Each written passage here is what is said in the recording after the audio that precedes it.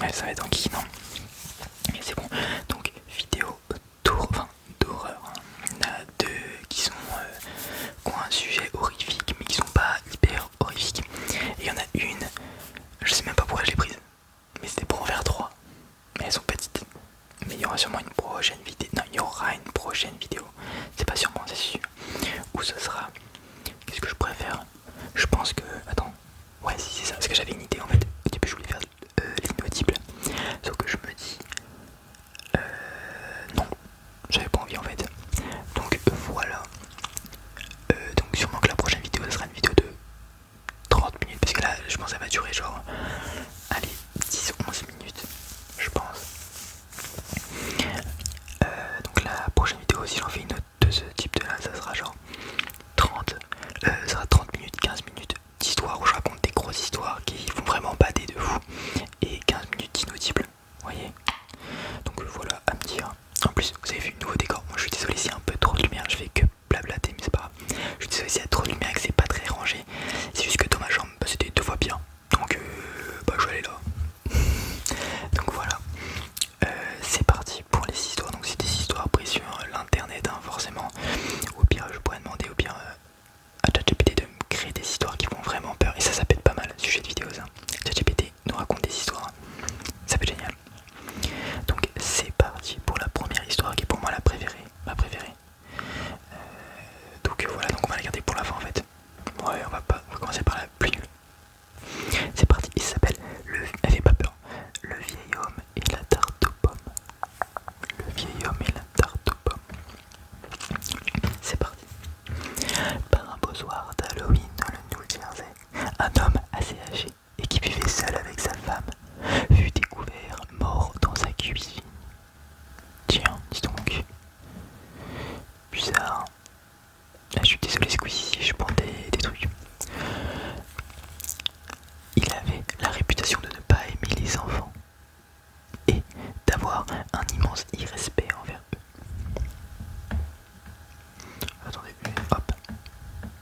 D'avoir un énorme irrespect envers eux. Le matin du 31 octobre, pris d'un éclair de génie et de méchanceté en même temps, l'homme avait minutieusement inséré des lames de rasoir dans des pommes qu'il prévoyait de distribuer aux enfants plus tard dans la journée. Sa femme, fermement opposée aux actes criminels de son mari, décida d'interrompre le massacre planifié. Elle lui proposa de lui préparer son gâteau préféré, une tarte aux pommes, et elle l'invita à savourer une généreuse part en dessert, juste avant l'arrivée des enfants. L'homme, qui avait sa nourriture avec voracité, et comme s'il n'avait jamais mangé de sa vie, demanda à sa femme juste avant d'engloutir une bouchée. Mais où as-tu trouvé les pommes pour faire cette tarte? Je les avais toutes prises ce matin. C'est en avalant cette bouchée qu'il réalisa un peu trop tard, alors qu'il venait de se trancher la gorge de l'intérieur avec ces fameuses pommes. Et voilà, cette histoire met juste en relation de l'arroseur arrosé. Et ça c'est fort. Moi je vous ai dit, elle faisait pas peur. Juste des petites histoires, voilà. Je trouve Mimi. La deuxième histoire, elle est un peu mieux. C'est la voisine. La voisine, la voisine. C'est un jeune homme qui habitait dans un immeuble à logement.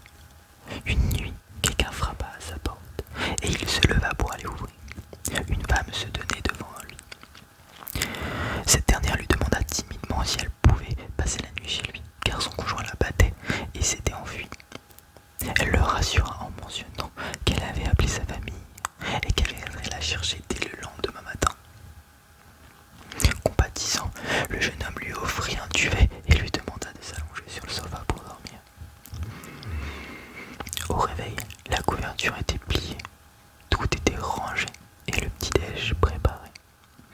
Le jeune homme se prépara donc à partir au travail. Mais le soir suivant, on frappa à nouveau à sa porte. Et c'est encore la même femme, mais cette fois, son visage était rué de coups, de saignements et de bleus. Elle lui demanda à nouveau l'hospitalité. Incapable de refuser, le jeune homme lui proposa de dormir au même endroit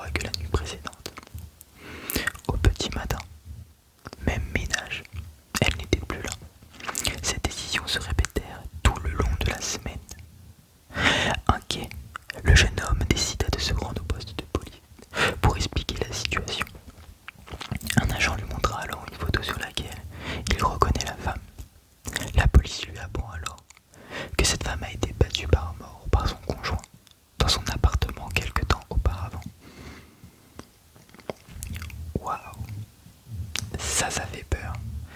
Et ça, là je sais que vous êtes tous sous votre couette et là vous avez peur. Je sais. En plus je dois avoir l'art de raconter les choses. Vous aurez juste, alors pour ceux qui regardent les vidéos de Squeezie, vous aurez juste pas de même image que lui.